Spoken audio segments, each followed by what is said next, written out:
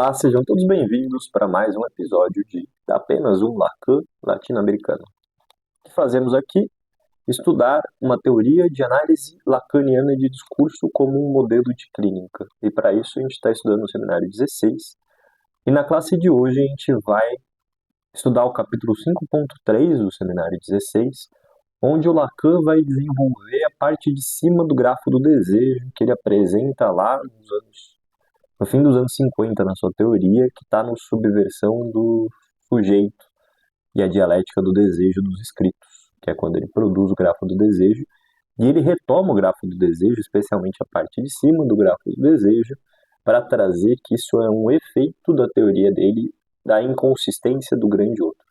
A gente vai desenvolver então o grafo do desejo no caderninho, para ir trazendo o que o Lacan quer dizer com isso, e como a gente já propôs aqui, o seminário 16 é também uma boa forma de estudar o ensino do Lacan, como muitos dos seminários dele são, porque ao propor o que ele está pensando como uma análise de discurso, no fim das contas, o Lacan ele acaba apresentando toda a teoria dele e como fazer uma clínica baseada em toda essa teoria que ele foi desenvolvendo ao longo de 30, 40 anos. Então, para quem não está interessado exatamente no seminário 16, esse também é um ponto de estudo interessante, já que permite entrar em contato, entrar em conhecimento com temas tão chave do ensino do Lacan, que estão sendo desenvolvidos, por exemplo, no fim dos anos 50 também. Então, vamos lá para o caderninho para a gente desenvolver o grafo do desejo juntos. E, lembrando, quem gostar, curta, compartilhe e se inscreva para ajudar o canal a ser promovido. Bora lá para o caderninho.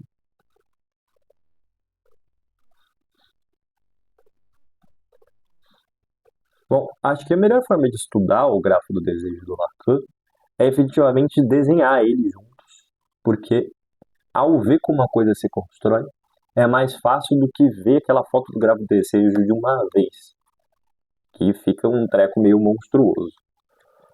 O grafo do desejo ele tem como dois andares, então já tem um vídeo aqui no canal, podem procurar lá, onde eu explico a parte de baixo do grafo do desejo, e nesse vídeo a gente vai explicar a parte de cima do grafo do desejo.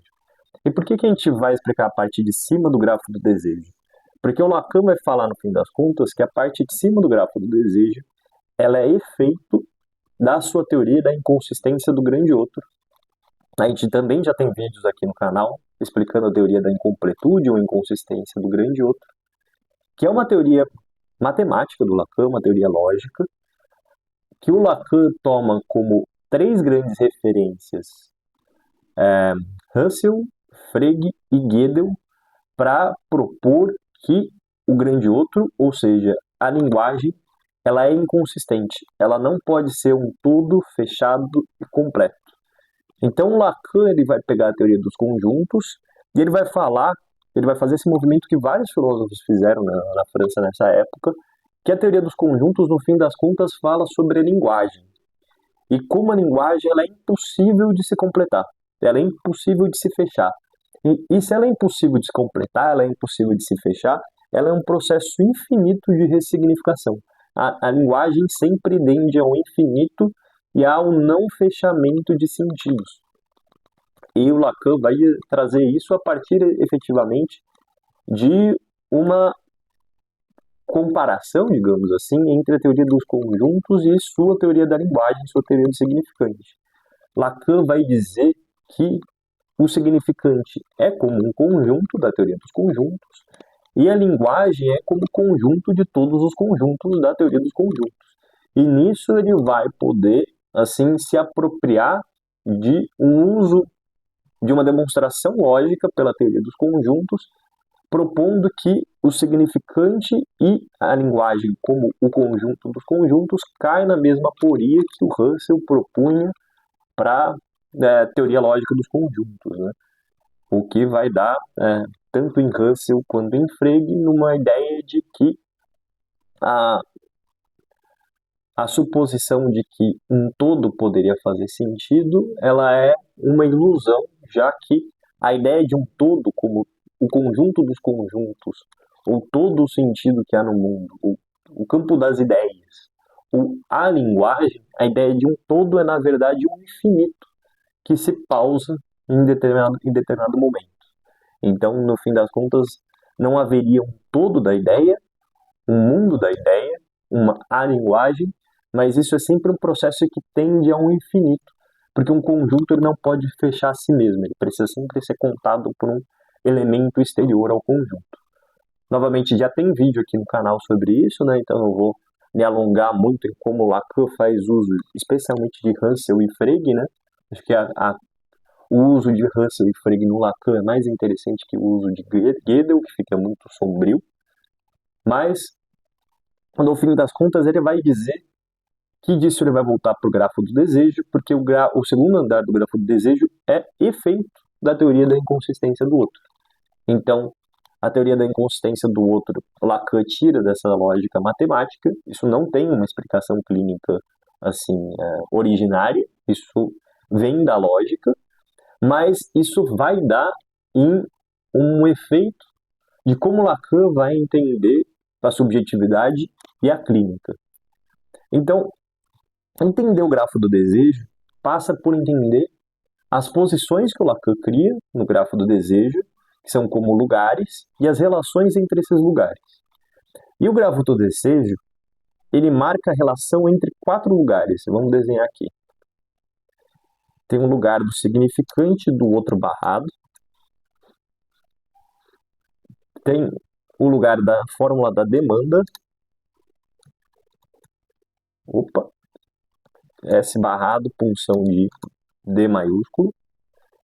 Tem o lugar do grande outro e tem o lugar do significado que provém do grande outro. Sempre do grande outro.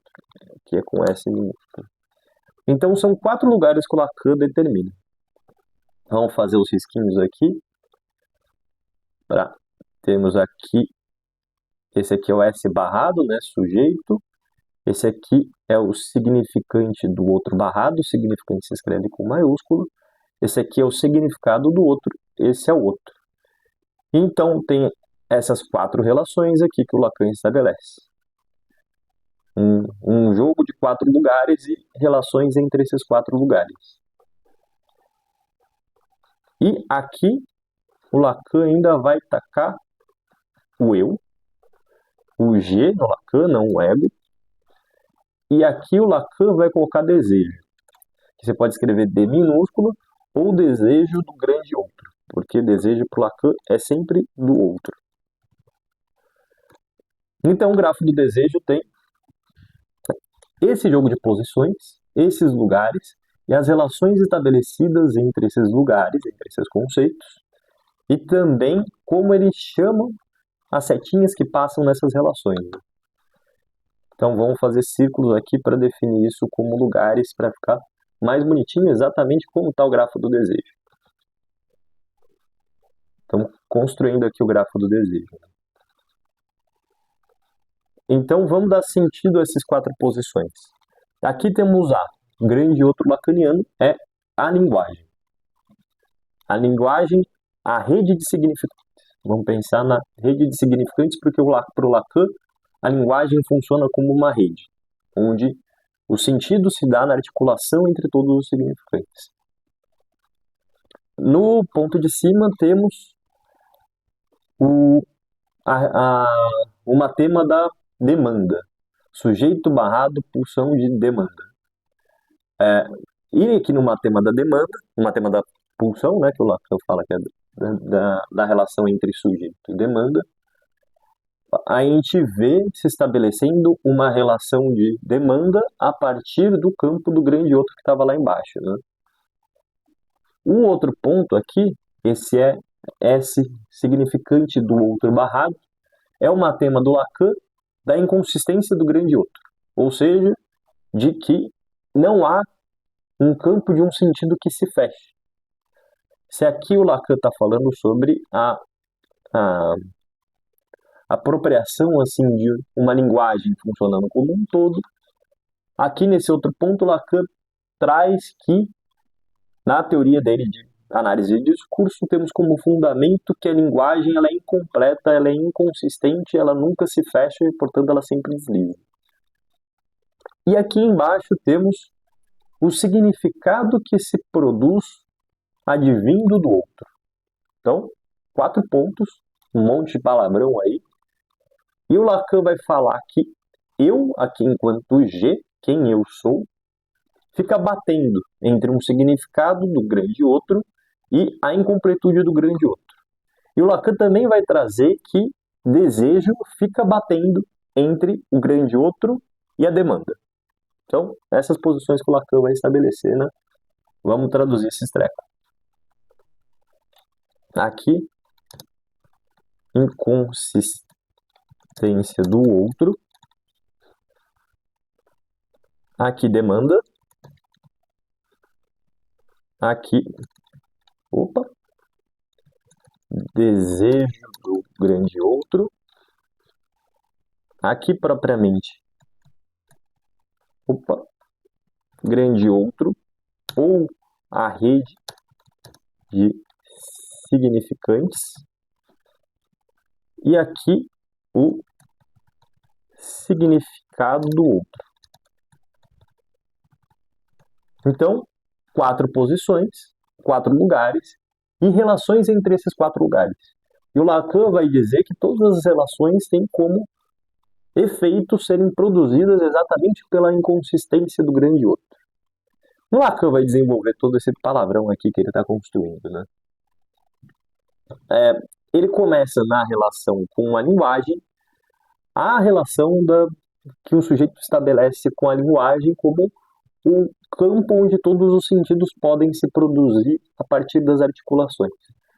Nessa relação com o mundo de linguagem, com o outro, com a sociedade, com a cultura, com a humanidade, digamos assim, com as ideias, um sujeito, ele tenta encontrar quem ele é, ele tenta encontrar o sentido de si.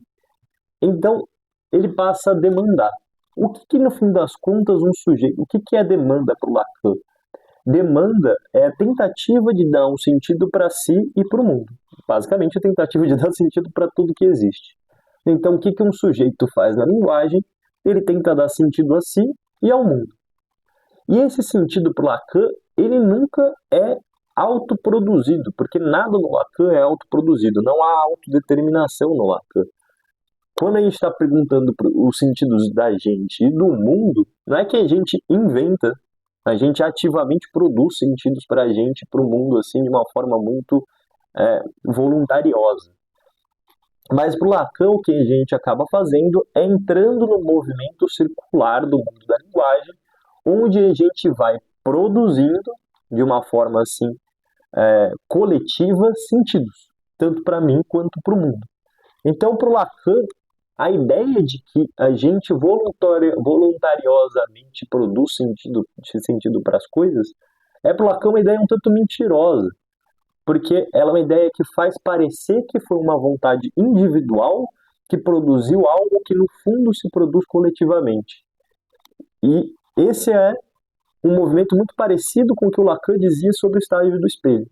O eu, ele passa a se confundir com aquele que diz quem eu é, mas no fim das contas, o sentido de eu, as imagens que eu tenho de mim, elas são sempre produções que vêm de fora para dentro na relação com o outro. Então, o que o Lacan está dizendo é que aquilo que a gente supõe que é eu dando sentido ao mundo é, no fim das contas, uma relação de tu com eu que vai produzindo sentido ao mundo. É uma relação reflexiva. Reflexiva é uma palavra importante aqui, né?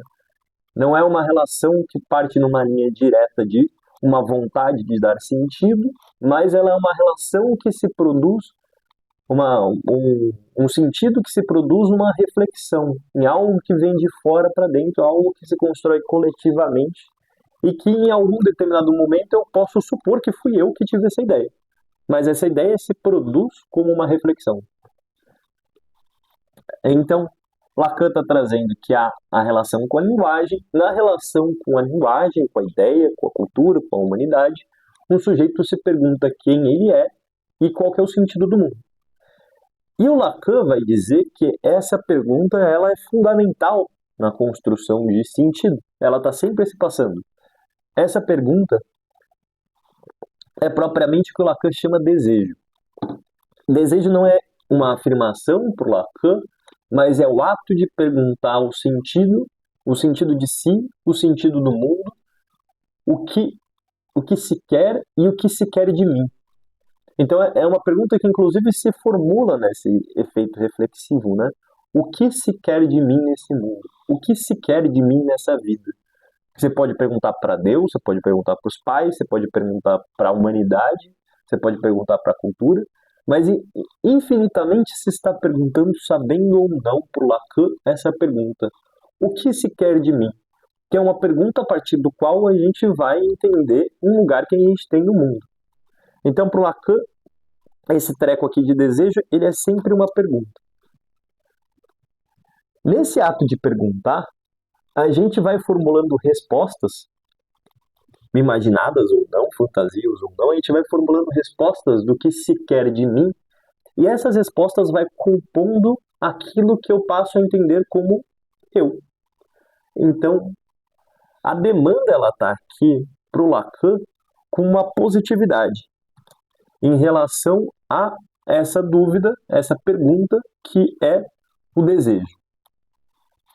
Então, o desejo é um ato de perguntar o que se quer de mim, o que eu sou, qual que é o sentido de mim, qual que é o sentido do outro. Os sentidos que se produzem são as demandas que se produziram. Então, a positividade do sentido é uma demanda. E eu passo ao longo da minha vida, é claro, eu não fico infinitamente perdido nesse limbo de perguntar qual que é o sentido da vida, eu passo a dar sentidos à minha vida. Esses sentidos para o Lacan, ele é o que o Lacan chama de demanda. E esses sentidos para o Lacan, novamente, eles nunca são autoproduzidos. Ah, eu sou um psicólogo, eu vou atender pessoas, porque eu acho isso bacana. Nunca há uma produção individual de sentidos para a experiência humana, porque o Lacan não acredita na ideia de indivíduo. Então, tudo aquilo que eu passo a me reconhecer como eu, na verdade foi um processo que veio de fora, a partir desse ato que eu estou sempre fazendo, que é me perguntar o que eu sou, o que é o mundo, o que se quer de mim, e eu vou construindo respostas sobre isso a partir daquilo que eu vou captando que vem enquanto mensagens, enquanto vozes dos outros que ocupam lugares na minha vida.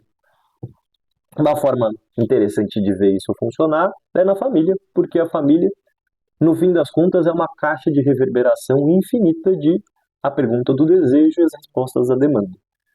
Então, você vai ouvir histórias das pessoas, elas sempre contam como na própria família elas receberam etiquetas. Etiquetas que a relação com mamãe, papai e os irmãos deram para elas, que são como lugares subjetivos. Ah, eu sou o filho obediente porque o meu irmão é o filho bagunceiro e meus pais criticavam meu irmão como filho bagunceiro, então eu me reconheci como filho obediente em relação a esses pais. E daí eu passo a viver a minha vida inteira sendo obediente. Então percebem como a família era uma grande caixa de reverberação dessa pergunta, o que eu sou, o que se quer de mim, e ela é também um lugar onde se produz demandas muito firmes, muito fortes, tanto por estarem ali nesse momento infantil da vida, como também por todo o peso social que a família tem na nossa cultura. Uma criança ela não tem outro lugar para perguntar, ou se ela tem, não tem com o mesmo peso. Ela pergunta também, obviamente, na escola, ela pergunta em outras relações sociais quem ela é, mas essa pergunta não tem o mesmo peso de acordo com a forma como a gente constrói um senso de comunidade, que é extremamente familiar e familiocêntrico, digamos assim. Então a pergunta que eu sou acaba sendo formulada na minha família e as respostas que eu tenho, que eu vou ouvindo dos outros, que eu vou captando de quem eu sou, elas vão me determinar muito profundamente. E esse é um sentido possível ao conceito de Édipo freudiano. Como eu passo a me reconhecer nessa grande caixa de reverberação que é a família, onde eu recebo etiquetas de como ser nesse mundo, etiquetas que muitas vezes eu depois acabo confundindo como algo que eu sou, como algo que está no meu cerne, como algo que está na minha essência. Lembramos novamente que nunca existe essência para o Lacan, porque toda construção é essa construção de fora para dentro, essa construção relacional, que em algum momento a gente passa a confundir como nosso cerne, nosso ser, e às vezes até como o nosso ser que a gente mesmo tem vontade de ser.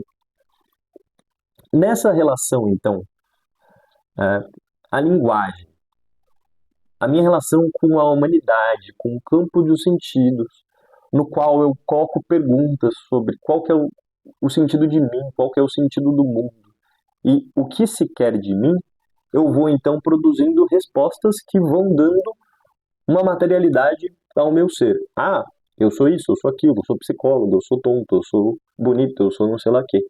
Essas respostas, elas são sempre processos de reconhecimento, ou seja, relações de fora para dentro que a gente confunde como o próprio dentro. E o Lacan, além disso, ele vai pontuar que há uma inconsistência do grande outro que rege essas relações. O que o Lacan quer dizer com essa inconsistência do grande outro que ele vai tirar lá da teoria da lógica dos conjuntos, apropriando essa teoria para a sua linguagem e para o seu significante? Com inconsistência do outro, o Lacan vai dizer que as respostas que se produzem sobre quem eu sou, o que é a vida, o que o outro quer de mim, elas nunca podem ser fixas, porque o universo simbólico nunca faz nada fixo, porque ele é impossível de se completar. Se ele é impossível de se completar, ele tende ao infinito, e isso tem um efeito sobre a nossa própria demanda, porque a nossa própria demanda também acaba tendendo ao infinito. Então, mesmo que eu vá produzindo respostas sobre quem eu sou, eu também nunca consigo parar de perguntar, porque o sentido se torna infinito. O sentido desliza infinitamente, já que ele é inconsistente. Inconsistente quer dizer que ele não fecha, né? Ele não faz um sentido onde A quer dizer A e as coisas se organizam de uma forma fixa. Então, como o sentido não para de escorregar, a minha própria demanda também não para de escorregar. Minha própria questão sobre quem eu sou também não para de escorregar. Então, as respostas da minha demanda, as respostas que são a minha demanda, elas produzem certa materialidade, mas ao mesmo tempo elas estão sempre se desfazendo. Então isso é muito típico da forma como Lacan pensa a subjetividade. Ela é sempre uma construção relacional, onde as respostas de quem eu sou vêm sempre nesse ato reflexivo, nesse ato de reconhecimento de fora para dentro, onde eu passo a confundir isso como um cerne de mim mesmo, mas esse cerne de mim mesmo ele é sempre evasivo, ele está sempre se desconstruindo também, porque no fim das contas a linguagem ela é inconsistente, ela tende ao infinito sempre, ela está deslizando sempre. Então isso é a própria subjetividade do Lacan que ele vai chamar de sujeito dividido, né? Há ao mesmo tempo sentidos que se produzem como fixos, a partir do qual eu respondo o que eu sou e o que se quer de mim e o que é o mundo, mas esses sentidos estão sempre escorregando, eles estão sempre se desfazendo. E por isso que eu nunca paro de pedir por sentidos. Eu nunca paro de pedir por sentidos porque eles estão sempre escorregando. Esse é o fundamento da clínica do Lacan. Na clínica a gente vai formular essa pergunta: o que eu sou? O que se quer de mim? Qual que é o sentido da vida? Na clínica a gente percebe as respostas que esse sujeito foi construindo, as respostas que construíram-se nesse sujeito sobre qual que é o sentido da vida, isso que se chama demanda, ou seja, essa série de etiquetas que o sujeito aprendeu a se reconhecer através desses processos de reconhecimento, como essas etiquetas familiares. E na clínica também a gente vai vendo que isso tem ao mesmo tempo uma materialidade e isso escorrega. Por isso a pessoa nunca para de perguntar. Então, nesse sentido, a pessoa nunca parar de se perguntar qual que é o sentido de si, da vida e do que se quer dela, é um tanto da ideia de uma análise interminável, né? A produção de sentido ela é infinita porque ela é inconsistente, e se ela é inconsistente eu nunca paro de perguntar. Então, nesse sentido, o Lacan está aqui também dizendo qual que é o fundamento da relação transferencial para o Lacan. O fundamento da relação transferencial para o Lacan é que, em análise, eu vou lá reproduzir essa pergunta que, no fim das contas, todos estão se fazendo o tempo todo. Quem eu sou? O que se quer de mim? Qual que é o sentido desse mundo? Essa pergunta está sempre se fazendo e sempre se ouvindo aquilo que se responde a ela, mas ao mesmo tempo essas respostas colam e não colam, colam e deslizam. E esse é o fundamento da própria relação transferencial. A pergunta, o fazer essa pergunta e o fazer essa pergunta na análise é o que mantém o funcionamento da relação analítica. A relação analítica se mantém porque o analisando está se perguntando quem ele é, que no fim das contas é o que todo mundo está se perguntando o tempo todo. E ele se pergunta exatamente porque ele supõe que há um saber a ser produzido sobre isso. Daí a ideia de sujeito suposto saber como o cerne da relação transferencial. E esses sentidos que se produzem, eles poderiam ser pensados como o significado do outro. Por que significado do outro? Porque o sentido, ele sempre é, como a gente estava pensando, proposto por Lacan como algo que vem de fora para dentro. Então, os sentidos que meu pai deu para mim, minha mãe deu para mim, as relações com meus amigos foram dando, todos esses sentidos, a forma como eu fui respondendo quem eu sou, são os sentidos a partir do qual eu me identifico como vindo do outro, daí que o significado é sempre do outro. E o Lacan coloca o eu aqui, o G, não o Moá, que está no andar de baixo do grafo do desejo, que é a relação do estádio do espelho, né? Novamente, há um vídeo aqui no canal onde eu explico essa parte de baixo do grafo do desejo. O Lacan coloca o eu, ou seja, o eu que se pergunta quem eu sou, aqui sempre rebatendo nesse movimento que vai para cima e para baixo, entre significados que se produzem, eu sou isso, e a própria inconsistência dos significados que se produzem, que deslizam. Então, o ato de se perguntar quem eu sou acaba produzindo significados que colam e acaba deslizando esses significados também, já que eles são inconsistentes. É esse o movimento que o Lacan dá para o grafo do desejo desse segundo lugar. E esse movimento, percebam que o Lacan está dizendo que ele é todo efeito da inconsistência do grande outro. Então, por isso que a inconsistência do grande outro a gente tem defendido aqui nesse canal como um fundamento da análise de discurso do Lacan. Assim como essas relações reflexivas de que não há autodeterminação também são um fundamento dessa análise de discurso do Lacan. Eu acho que sobre o grafo do desejo que eu tinha para trazer hoje era mais ou menos isso. No fim do discurso ali dessa classe, o Lacan ele também começa a brincar com alguns elementos que ele estava trazendo, algumas metáforas que ele estava trazendo sobre a teoria da linguagem. A primeira que o Lacan começa a brincar é retomando uma que ele tinha feito, uma análise que ele tinha feito no capítulo 1, sobre uma metáfora do pote como dizendo algo da teoria do significante dele. O Lacan vai dizer como que a gente confunde palavras como potes, como se eles funcionassem como potes. A gente confunde que uma palavra como que ela engloba uma coisa que seria o conteúdo significando essa coisa. Ou seja, como se uma teoria da representação, e lembrem que a teoria estruturalista do Lacan, ela sempre se opõe à teoria da representação. A teoria da representação confunde ou cai na ilusão de que o pote, ele encerra dentro dele um conteúdo. Então era como se aqui tem um mouse, houvesse a palavra como um pote que engloba esse treco que chama mouse e a coisa mouse fica lá dentro. O Lacan está então fazendo essa metáfora do pote para dizer que a teoria do significante, a teoria estruturalista da linguagem, ela vai propor que a ideia de representação é uma falácia, é uma ilusão.